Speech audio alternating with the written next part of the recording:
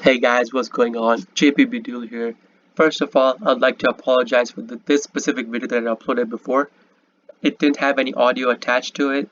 I did record it with an audio, but I forgot my mic wasn't on for the record function, so no audio got recorded. So anyways, the message that I was trying to get across with this recording was that I have a big exam coming up this Wednesday. So till this Wednesday, if I don't get 2 videos out or I can't go live on Twitch or YouTube, I do hope you guys understand. And I thank you for your understanding if you do understand it. I've been preparing for a couple of months for this exam. It's a pretty big exam for me. So anyways, with that out of the way, let's get on with this video. I'm going to start by normal summoning Fansies. He's going to imperm it. So at this point, I assumed my opponent didn't know how imperm works. And with the way the board highlight was going back and forth, I knew for a fact that my opponent didn't have a Maxi in his hand. So the only hand trap I was worried about at that point were Nibiru and Ash Blossom. But I was more worried about Ash Blossom because I didn't have any Ash Blossom counter in my hand. So I went into Pandemonium to go into Rocket Ride to counter the first Ash Blossom that he may or may not have in his hand, right? So I'm going to activate my Prank Kids Graveyard activations and then Chainlink Rocket Ride to it. So in case he has an Ash Blossom, this would block the play. But instead he had an Psyframe Gear Gamma in his hand. So for you guys who don't know how Psyframe Gear Gamma works, Psyframe Gear Gamma, if you don't have any monsters on your field, you could activate it from your hand, and it negates any activated monster's effect and destroys that monster.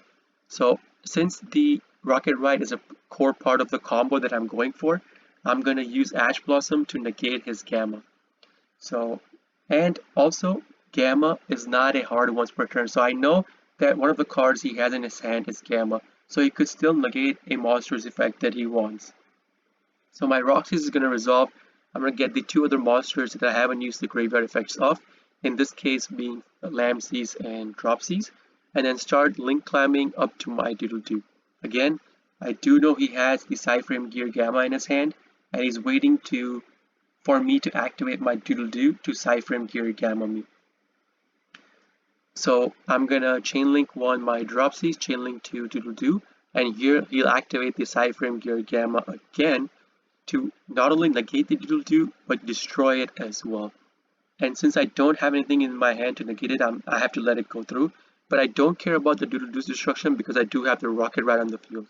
So I'm going to activate Rocket Ride, get my Dropsies and Doodle-Doo back on the field, and then use the 2 Prankins monsters to link climb into Bow Wow Bark, and then use the Doodle-Doo's active effect to get myself the Pandemonium and one of the pieces for the Butler combo back into my hand from the graveyard. And I'm going to set down my Pandemonium and Forbidden and end my turn. Again, always before you end your turn, always put the activation on so that you can activate your Bow Wow Bark on your opponent's draw phase instead of when your opponent starts a chain link in their main phase, because hand traps that could negate the Bow Wow Bark in draw phase are far and few in between, rather than allowing your opponent to go into main phase and having access to more things you can negate the Bow Wow Bark with. So my opponent's going to draw. I'm going to activate Bow Wow Bark and get one of the pieces for the Butler combo and place from my graveyard back into my hand. Again, the rationalization behind this is that in case my opponent manages to wipe out my whole field somehow, even after the Butler combo, I still managed to have a starter card in my hand going next turn. So it's going to stand by main phase 1. My opponent is going to set down 3 and try to end this turn. So I'm going to activate my Pandemonium, go into my Battle Butler.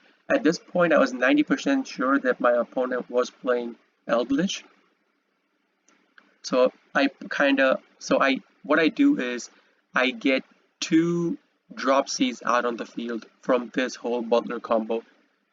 So as you'll see right now, the whole chain is going to resolve. I'm going to get 1 Dropsies, 1 Lamseas, and another Dropsies. So I do this because I want to instantly go into Totally Awesome on my opponent's turn.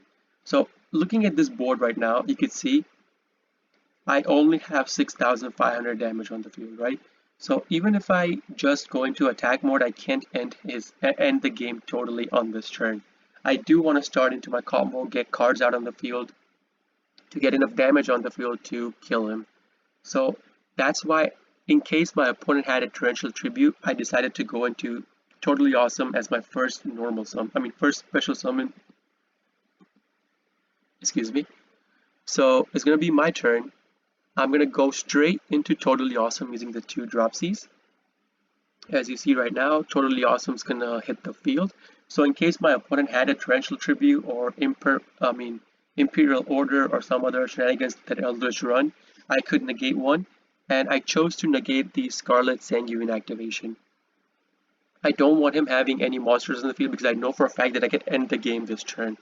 So I'm going to negate the Scarlet, destroy it, and then set the Scarlet back on my side of the field. I'm going to activate Totalist Graveyard Effect, get myself a Dropsy, search for a Lamb Seize off of the Places activation, and then start going into my Link Climb with the Lamb Seize that I had on the field. Lamb Seize is going to burn him for 500, and then get my Fancies out, Fancies and Meowmoo. I'm going to go into my Doodle-Doo, and then use Fancies Chainlink 1, Doodle-Doo Chainlink 2. Skill Drain is active on the field again. Doodle-Doo is going to get negated, so we care more about the Fancies special summon.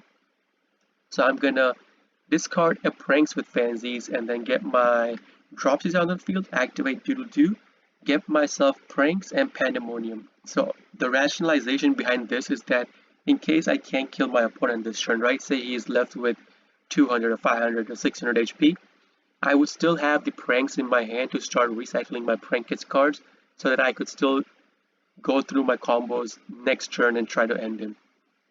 So that's the rationalization behind the Pandemonium and Pranks. The Pandemonium is because I know for a fact that I could kill him this turn.